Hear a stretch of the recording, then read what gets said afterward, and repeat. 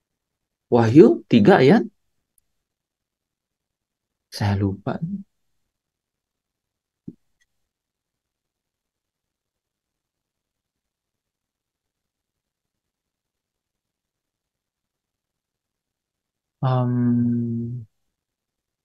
Ada yang ingat? Wahyu 3 ayat 5.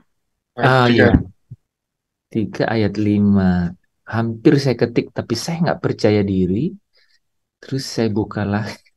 Saya matiin. Iya, ayat 5. Nih teman-teman nih, menarik nih, semakin kita kaya nih. Jadi ini Yesus dimuliakan, dan waktu dia dimuliakan karena dia pengharapan kemuliaan, kok ada tanda-tandanya, saudara? Wajahnya bercahaya seperti matahari. Orang-orang benar di dalam kerajaan Bapaknya akan bercahaya seperti matahari. Jadi kalau Yesus itu pengharapan kemuliaan, maka orang-orang benar juga akan dimuliakan bersama dia. Ini buktinya orang-orang benar bercahaya seperti matahari. Pakaiannya menjadi putih bersinar terang. Coba kita lihat yang ya. Barang siapa menang, ia dikenakan pakaian putih yang demikian, ya. Jadi pakaian putih, pakaian ya, ini tidak disebut bersinar ya, tapi saudara bisa lihat ya, pakaiannya menjadi putih nih, saudara. Jadi tanda kemuliaan nih rupanya. Wah, nah Bapak Ibu, ini rupanya ini sudah dinubuatkan mengenai nah sebentar ya, kita lanjut di sini sebentar ya. Maka tampaklah kepada mereka siapa? Musa dan Elia. Kenapa nggak ada Abraham? Atau Yesaya atau Yeremia? Rupanya ini sudah dinubuatkan nih, saudara baca lihat ini ya. Di Zakaria 4 dikatakan gini, untuk kedua kalinya berbicaralah aku kepadanya. Zakaria, Nabi Zakaria. Apakah arti kedua pohon? Jadi ada dua, kedua pohon zaitun yang di samping kedua pita emas yang menyalurkan cairan emas dari atasnya itu, ia menjawab kepada aku, tidakkah engkau tahu apa arti semuanya itu? Jawabku, tidak Tuanku. Lalu ia berkata, inilah kedua orang yang diurapi, yang berdiri di dekat Tuhan seluruh bumi. Saudara bisa ya? Jadi Musa dan Elia ini sudah ada ininya, sudah ada sudah ada nubuatannya nih mengenai kejadian di atas gunung itu. Inilah kedua orang yang berdiri di dekat Tuhan seluruh bumi. Siapa Tuhan seluruh bumi, saudara?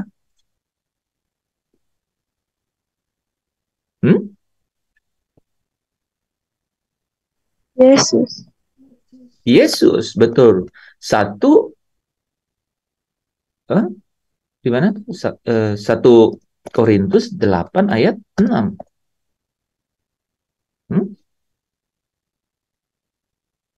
Ini ya.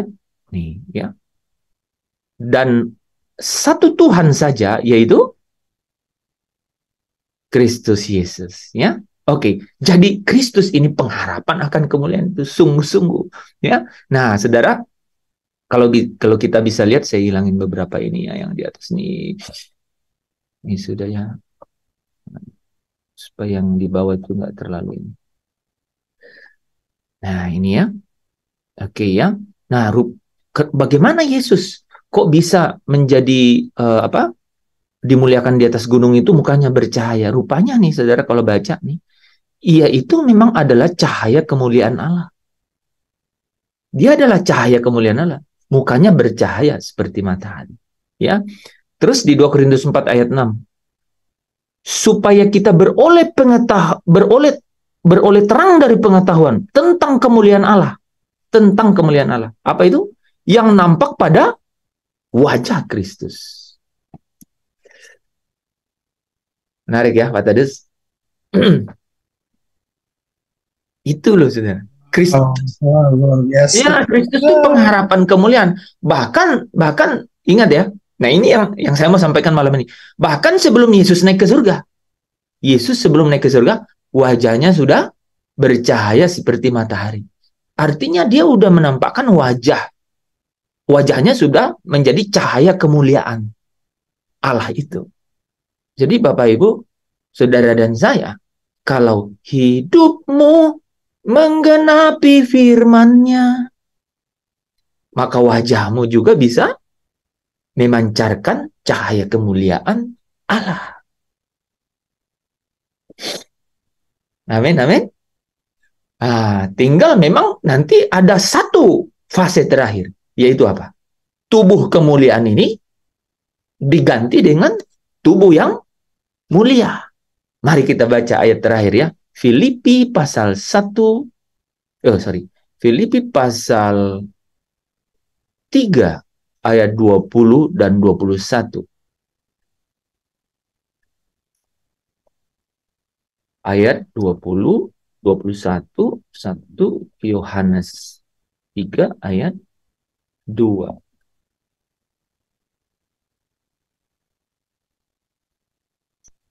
Oke, ada yang bisa baca di layar?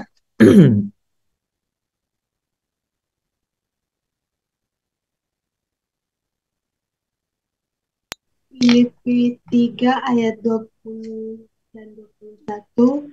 Karena kewargaan kita adalah di dalam surga, dan dari situ juga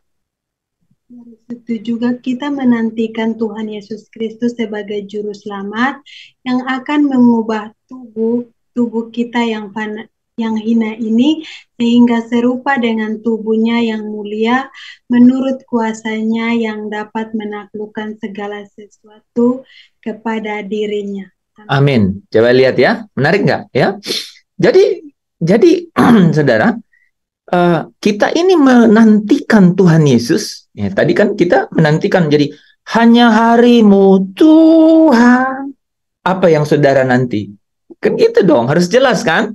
Apa yang saudara nanti ini? Kita menantikan dia datang untuk mengubah tubuh kita yang hina ini. Gitu ya. Untuk serupa dengan tubuhnya yang mulia. Jadi saudara, tubuh Yesus itu yang ada di surga, yang duduk tadi di tahta itu tubuh yang mulia. Tubuh yang mulia. Makanya saudara, perjalanan kemuliaan anak-anak Allah itu seperti di 1 Yohanes 3 ayat 2. Saudara-saudara yang kekasih, kita memang sekarang mencerminkan kemuliaan Allah. Karena kita adalah anak-anak Allah. Tetapi apa katanya? Kenapa disebut belum nyata apa keadaan kita kelak? Karena kita masih dalam tubuh yang hina. Tetapi kalau dia datang, akan tetapi kita tahu bahwa apabila Kristus menyatakan diri ya bersama dengan malaikatnya di dalam kemuliaannya, apa katanya? Dia akan mengubah tubuh kita yang hina ini untuk serupa dengan tubuhnya yang mulia. Saudara, ya. Supaya apa? Supaya kita akan menjadi sama seperti dia. Ya, caranya untuk sama seperti Yesus gimana saudara? Ada dua ada dua cara saja. Pertama apa? Kita memancarkan cahaya kemuliaan Allah. Itu bicara mengenai pikiran, perasaan, karakter kita, roh kita memancarkan cahaya kemuliaan. Dan yang kedua, ini tidak bisa tidak bisa yang pertama jadi kalau yang kedua ini tidak selesai. Yang kedua adalah apa saudara? Mengubah tubuh kita ya menjadi tubuh yang mulia, dan itu satu hari nanti. Nah, jadi hari itu kita tunggu, yaitu pengubahan ya tubuh kita yang ini menjadi tubuh yang mulia. Kita akan menjadi sama seperti dia. Dan saudara, disinilah Yohanes pasal 17 ya ayat 24 ini bisa kita nikmati ya, agar mereka memandang kemuliaanku. Nah, di sini dikatakan apa? Sebab kita akan melihat dia dalam keadaannya yang sebenarnya. Ya, sebab kita akan melihat dia dalam keadaan sebenarnya. Keadaan sebenarnya Tuhan itu apa? Tuhan Yesus itu apa? Ya, wajahnya yang memancarkan kemuliaan Allah. Gitu, ya. Oke. Luar biasa ya. Saya pikir buat saya luar biasa. Buat saudara luar biasa nggak kebenaran itu? Amin, amin. Ya. Amin. Oke, puji Tuhan ya teman-teman. Saya kira cukup malam hari ini ya. Sampai di situ ya. Saudara bisa dengar ulang dan coba tulis tuh. Urutan-urutannya cukup sederhana, tapi membuat batin itu bergelora. Ya, membuat batin itu bergelora. Saudara, kalau saudara taruh harapanmu atau kebahagiaanmu kepada hal-hal yang sekarang ini, ya, sekarang ini hari-hari kita lewati gitu ya, di dunia ini pasti terbatas, pasti terbatas.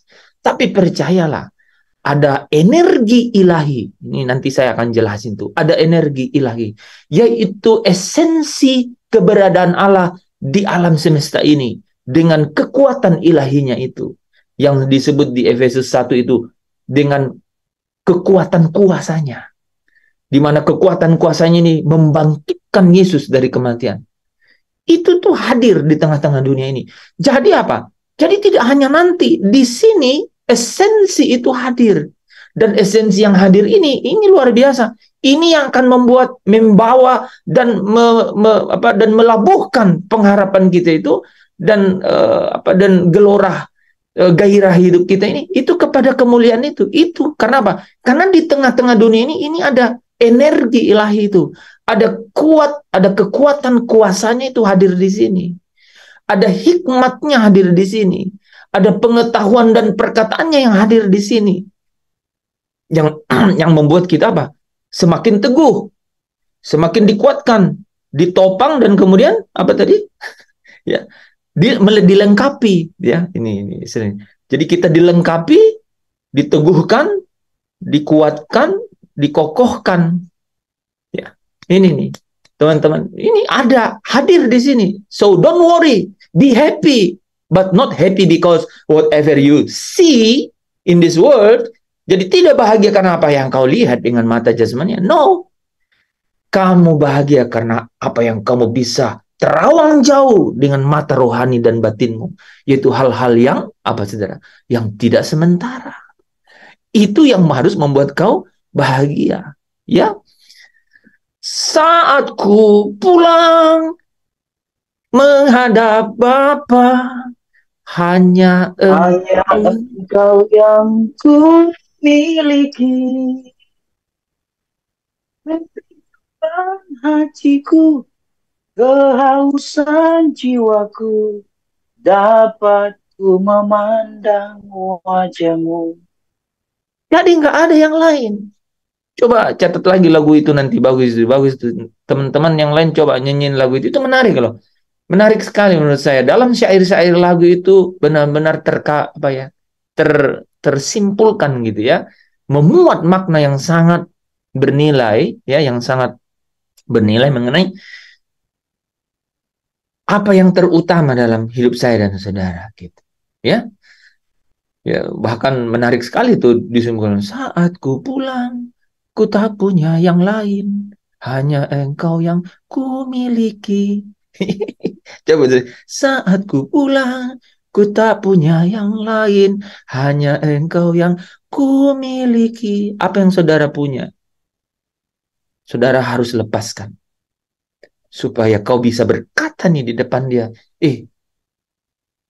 saudara tak punya yang lain. Ya. Salah gue ngomongnya ya. Aku beta punya Yesus saja. Sonde punya yang lain. Sonde punya yang lain. Sonde punya yang lain. Gak punya yang lain loh saudara. Itu yang luar biasa itu menurut saya. Hanya engkau yang ku miliki. Lu gak makan? Cucian masih banyak? Ada PR yang belum dikerjain? Belum belajar mau ujian besok? Apapun, lu bisa bahagia. Lu bisa bahagia. Dapat C, dapat D, tetap lu bisa bahagia. 1000 kali kau jatuh, tetap ada pengharapan dalam Tuhan. Bangkit dari kejatuhan itu. Ya, hanya engkau yang ku miliki. Nah, kalimat yang terakhir ini benar-benar luar biasa. Kerinduan hatiku, kehausan jiwaku, dapat ku memandang wajahmu. Saudara kalau udah ngomong memandang wajahmu, pasti sekarang fantasinya udah banyak kan? Dia bercahaya seperti matahari. Wajah Yesus itu. Dan itu terbukti waktu Paulus jalan ke Damsik. Dia tidak bisa lihat wajahnya. Dia bercahaya seperti matahari. Dan bukan hanya Yesus. Matius 13:43 bilang, orang-orang benar juga akan bercahaya seperti matahari di dalam kerajaan Bapaknya. Haleluya. Itulah Yerusalem yang baru, ya. Amin, ya. Kita tutup dalam doa dulu, kalau mau ada tanya jawab nanti, ya. Bapak, kami mengucap syukur malam hari ini. Kami rencanakan lain, tapi rencanamu yang terbaik. Dan hamba percaya setiap firman yang ditabur malam hari ini, dia tidak akan kembali dengan sia-sia, melainkan akan melakukan apa yang kau kehendaki. Dan dia akan berhasil dalam apa yang kau inginkan kepadanya, yaitu mengubah kami, membawa kami untuk dapat sungguh-sungguh hanya terfokus kepada kota yang mulia itu. Dibawa untuk benar-benar hanya melabuhkan seluruh harapan kami, kebahagiaan kami ke tempat di mana Engkau berada itu. Terima kasih Bapa, supaya di dalam segalanya Engkaulah yang dimuliakan. Di dalam segala-galanya Engkaulah, karyamu lah, dan seluruh pekerjaanmu lah yang digenapi, yang sudah genap di dalam Kristus, dan juga akan digenapi di dalam kami yang mengenakan firman-Mu itu. Terima kasih Bapa, di dalam Kristus Yesus kami datang kepadamu. Saudara yang percaya, yang diberkati, bersama dengan saya katakan haleluya. Amin. Amin. Amin. Amin. Terima kasih.